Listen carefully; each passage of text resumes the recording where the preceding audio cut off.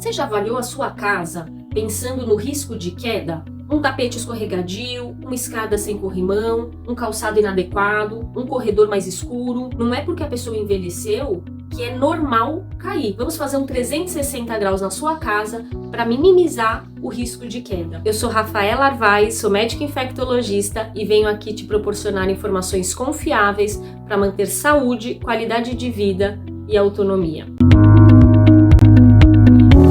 Hoje eu trouxe esse tema porque o paciente idoso, a pessoa idosa, quando cai, não é uma simples queda, é perda de autonomia, é perda de saúde, é um medo de se mobilizar novamente. O paciente cai, ele fica internado, ele tem uma perda de massa magra que custa a se recuperar, que custa voltar a fazer coisas consideradas simples e naturais.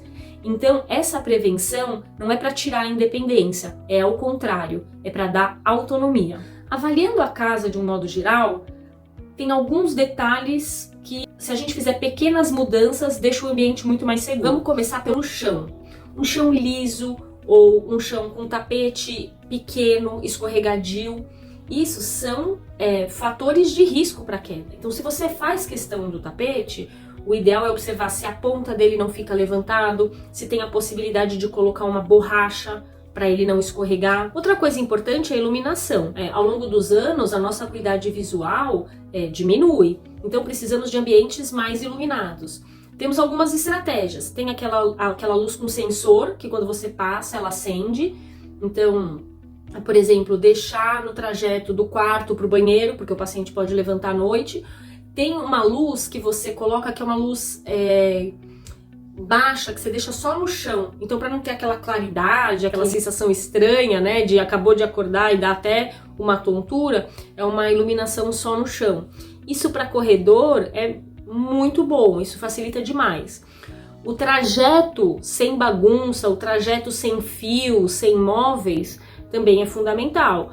Então, o trajeto do quarto para o banheiro, do quarto para a sala, da sala para a cozinha, esse trajeto ele tem que estar livre, sem nenhuma possibilidade de queda ou trauma para o paciente. Mesmo dentro de casa, o paciente não deve andar de meia, é que nem criança. O piso é liso, a meia vai escorregar. Então tem que ser um calçado confortável, um calçado fechado, não pode ser chinelo que fica com o pé solto. O calçado adequado é fundamental. Ele tem que segurar no pé todo, não pode ter atrás do pé, não pode estar livre, não pode ser escorregadio, ele tem que estar firme, tem que ser de borracha. Isso é fundamental para evitar quedas.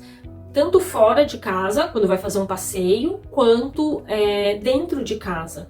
Chinelo tipo Havaianas não é adequado para um paciente que tenha já uma mobilidade diminuída. Outro detalhe, que na verdade não é detalhe, é o principal local de queda no idoso, o banheiro.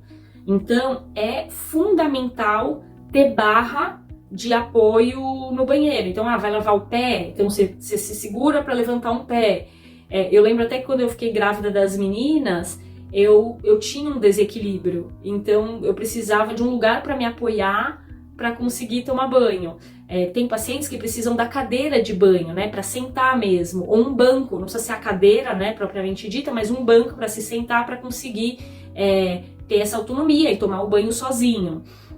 Um perigo o paciente às vezes ele se apoia aonde pendura a toalha e não aguenta o peso, né? Então o paciente acha que ele vai se segurar, ele segura, aquilo cai, além do paciente cair ainda se machuca, porque pode se cortar. Então o banheiro assim é um lugar que merece muita atenção.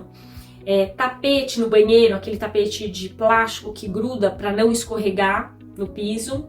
Muitas vezes, né, com o decorrer da idade, né, dos anos, o paciente tem uma musculatura menos forte e tem dificuldade de sentar e levantar. Então, às vezes, colocar uma tampa, um assento de privado um pouquinho maior, mais alto, porque isso facilita o sentar e levantar do paciente. Outro ponto de atenção são as escadas. Então, casas que tenham escadas, o ideal é que tenha corrimão, de preferência dos dois lados.